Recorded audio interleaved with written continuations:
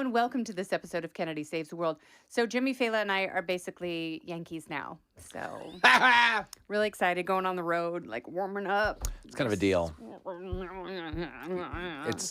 on the team now. Pretty much. Is basically where we find ourselves. You guys know us as TV legends, broadcast greats. A testament. I met Garrett Cole and I was like, hello, I'm cultural icon Kennedy. You do that? I love when you do that to people. That's my favorite. And he's like, oh, I've seen you on Fox News. And I was like, I went to UCLA. And he was like, I went to UCLA. And I was like, that's why I'm telling you. He was like, did you go there for undergrad? Like, did you really go there? I'm like, I really went there. I have a degree from UCLA. So that's why they tased you? Yes. I thought you said something else. I'm kidding. I did get kicked out of the line when you and Lincoln, because, you know, at the Yankees homecoming dinner, people pay a lot of money to meet all the players, and you guys were in the line for Jazz Chisholm, and I was like, I'll get a picture of those two. Yes. So you could both be there, and they kicked me, and they were like, two security guards ran up to me like, ma'am, you said you were just talking to them. I'm like, I am talking to them. Yeah, I'm going to take a picture. Yeah. We were at the New York Hilton. What a fascinating night that was, first and foremost. So the Yankees, I guess, they have a big charity. Mm-hmm. And once a year, I guess the people who donate all the money get to have a banquet-style dinner with the Yankees. With the Yankees. Like Aaron Judge is there. Everyone's there. All of them. Jazz Chisholm, Anthony Volpe. Jazz Chisholm and Anthony Volpe were having a conversation. We were so close to the stage where we were sitting. I was privy to that conversation, and it's definitely shareable off the air. Okay, but it was fascinating. I don't know how much Jazz was on his phone the whole game. Something was clearly being sent to him. Yeah, someone was showing someone something. The guys next to him were very cognizant that an entire room full of people was staring at them. Yeah. Jazz didn't give any Fs. So my son Lincoln took a picture with Jazz. The way I broached the subject is I got up and I go, hey, I don't want to see the girl on your phone, but if Lincoln could take a picture with you, that would be amazing. And he was like, oh, you know what I mean? And he held up his watch and they took a picture. But it was like the greatest night ever. We were Yankees. Two things. One, you pointed out that Jazz Chisholm was probably wearing a $2 million watch. Easily. And he was very funny. He and Aaron Judge got into a bidding war over one of the speed paintings of CC Sabathia, who was given the Lifetime Achievement Award at this charity because he's going into the Hall of Fame. You know who we were hanging out with, which is so crazy? The president of the Baseball Hall of Fame. He was so cool. Josh Rowich, coolest guy in the world. He runs the Baseball Hall of Fame. I'm trying to explain this to my brother. Like, I met the president of Baseball Hall of Fame. It's really cool. He likes Fox. He's friendly. We got to go up, take a tour. And my brother's like, well, yeah. I mean, if he's not around, though, we should go. I'm like, no. There's no other way to go. Yeah. It's the president of the Hall of Fame. He was so cool. And so, did you hear what I asked him? Give me. He was standing next to the tour manager, and I was like, you know, you're in charge of the Hall of Fame, right? Mm-hmm. He's like, yeah. And I was like, he had a great high school catch. Yeah. Is there any way, you know, it's like people still talk about this catch. Can we get him in the Hall of Fame? Thank you. High school is foundational. It's very important. If there was a Hall of Fame for heckling, okay, this matters. When I was in high school, my baseball coach, Doug Robbins, they won about 4 state titles, nice. 2 when I was in high school. Jeez. He would take me out of 7th period to give me dirt on the teams we were playing. And then I would walk to 7-Eleven, get a big Slurpee, fill it with gin, and sit in the stands and rag these people within an inch of their lives. Oh, so you weren't playing baseball? No, I was ragging. You were heckling the other team. I was ragging. I was betting. Stop it. So listen to me. Memorial Day 1995, this guy, Dennis Schneider, good friend of mine, pitched a no-hitter against Garden City, struck out 15 guys. I was given the game ball by the coach after the game because I was just berating people. And that's a real thing. Dennis went on to get drafted by the Mets, and he went CW Post and whatever.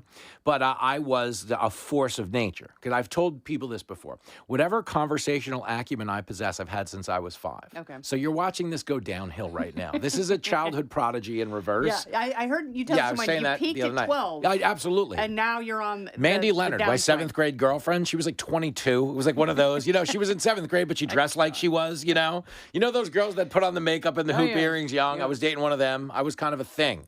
And it's been downhill since then. But, it's like Paper Moon or the Jodie Foster movie where she played a teenage prostitute. So Taxi Driver. Bang. So you went up to Aaron Judge during the dinner, and he was the only player with 2 security guards. Mm-hmm.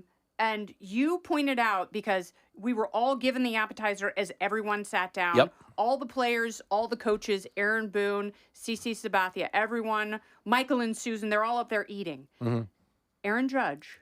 Not eating. And you want to know why he wasn't eating? And I knew this was true because he knew every eye in the room was on him at every second of that event. Someone was taking a picture or taking a selfie with him in the background or zooming in on him, and you could tell he was too self-conscious to eat. So I thought, because I couldn't get that out of my head. And you actually went up to him and asked him. I said, yeah. I go, you guys, well, if you want the full story, this is so funny. I go, just tell me one thing. I'm like, are you eating the carbs? I'm like, because there were rolls. I go, I got to host a TV show after this. I just want to know if you're eating the carbs. And somebody said, I can't pin it on a player. Somebody goes, you are. To me. That was amazing. That's really funny. That was amazing. Yeah. I just don't know who to pin it on. I want him to have credit for the put down. It was amazing. That's great. Don't go anywhere. More Kennedy Saves the World right after this. But yeah, so I think that Judge is doing so phenomenally well right now. I think he manages every aspect of his life. He doesn't break his routine. And I think that he's on macros, and he is so meticulous about what he puts in his body that I guarantee you, if he doesn't know the salt and fat and preservative content of that food, there's no way he's going to screw up his macros. Two things. Okay, I could absolutely positively tell you that guy has a process to be as good as he is. Yes. He has a process that he never deviates from. There's no way you could to maintain that level of consistency. The other thing I want him to get credit for is he genuinely enjoyed meeting people and recognized the value it held to those people. And what I mean by that is, if you're meeting Aaron Judge, face of Major League Baseball, and you are a big baseball fan, this is a significant life experience. Like, you are handing them spiritual currency. And I was so thrilled to see him be one of the guys who gets the thing, because you can't fake the thing. Yes. I've done meet and greets with people who don't want to be there. Yeah. Okay. Yes, there's a vacancy in their eyes. And they can, like, I remember I've told you this funny story. I met Hillary Clinton when she was flying commercial, so they had an alibi for hanging Epstein. It's true story. Guys, everyone needs to know this, okay?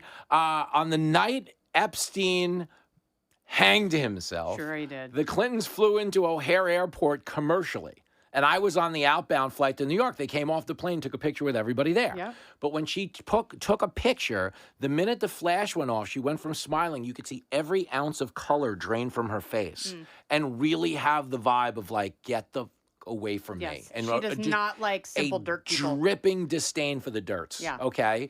Judge, on the other hand, was seeking people out for a quick smile so they could have that moment. You cannot fake that. No. And I was personally happy for him, because the truth is, that's going to be his life forever. And if you genuinely don't like meeting people, he better stop hitting 435. You know what I'm saying? You can feel that way if you're hitting 207. Yeah, but so when we got into the room, the Judge line was 100 people deep, and then all the other players were wide open. So we went and talked to all the pitchers, talked to Max Fried. He was wearing a green suit. So I was like, did you win the Masters this year? And he goes, no. He's like, I play baseball. I've played that course before. And I was like, okay, buddy. That's okay. They're very literal. Very literal. When I was talking to Cole and Rodon and Fried were sitting next to each other, and I introduced myself as two-time wiffle ball champion Jimmy Failla. I got two-time wiffle ball champion Jimmy Failla. Obviously, I can't take pictures, but if you guys want to take something with my son. And they didn't get it, though. No. They were like, oh, this guy's slow. Yeah. Because they don't know. Because they're probably, if you're a big league ball player and you are doing the highest level of private meet and greet, the owners of the team are there. Yes. They just assume every person who's not an owner of the team is a special needs relative of an owner of the team. And I do believe that's how we were talked to. Yeah. But I was fine with it. It was great. Yeah. It was fantastic. So the tour manager went up to Jason Dominguez and said, how'd you get the nickname The Martian? And he's like, I don't know. I see it on TV for the first time. And then they saw his ears. And they were like, oh, my personal highlight was when Tom Homan deported Luis Heel. I was like, no one saw that coming. No one saw, wow, I guess we better get a pitcher at the trade deadline. Soon. Not him. Yo, it was. Do not send him to El Salvador. We love Luis Heel, but if you guys really want some inside baseball, so to speak, so he was given an award, I guess, for winning Rookie of the Year. Yeah. And Chisholm was yelling out, "Speech!" Jazz Chisholm. And he actually said to Volpe, he goes, he doesn't speak English. It was unbelievable. I was like, they're banging on the Jazz gun. Chisholm, I loved him because he was such a he reminded me of Flavor Flav. He was everything I'd want him to be because I knew him to be a guy with a lot of swag. So everybody there at the event is in probably a team-assigned wear shirt and tie. Jazz had a ribbed turtleneck, gold chain, $2 million watch, and the largest glass of red wine allowable by law. Yes. Like you could have put a diving board into that glass. And they were drinking Silver Oak. So at the end of the night, I went over, saw one of the bottles of Silver Oak half full, took Lincoln's empty wine glass and filled it up. And I was like, I ain't wasting this. It was great. That was fantastic. All right, Jim. Is there anything else people need to know for the week? No. Other than, the Yankees, us, Fox News Saturday Night you were so funny this weekend. Like we should do the show drunk every week. You've convinced me. After you mixed podcasts with Mike Rowe and came on the TV set, it was so funny because whenever you walk on the TV set, it's during a commercial break and the crowd automatically loses it because you walk on, they know you, they love you. But while they were busy losing it, I was just looking at you and Rowe and I was like, oh, this is going to be a fun one. Because they couldn't see it on you guys, but I know if you know the people, you see it. And I saw you both sit down. I'm like, oh, it's going to be good. So there we went. We drank his whiskey. It'll be this Friday, happy hour right here on Kennedy Saves the World. That's it for this podcast. Along with Jimmy Failla, I'm Kennedy. Listen ad-free with a Fox News Podcast Plus subscription on Apple Podcasts, and Amazon Prime members can listen to this show ad-free on the Amazon Music app. Oh, go ahead and leave me a review while you're there. I'd love to hear what you have to say. You've been listening to Kennedy Saves the World on the Fox News Podcast Network.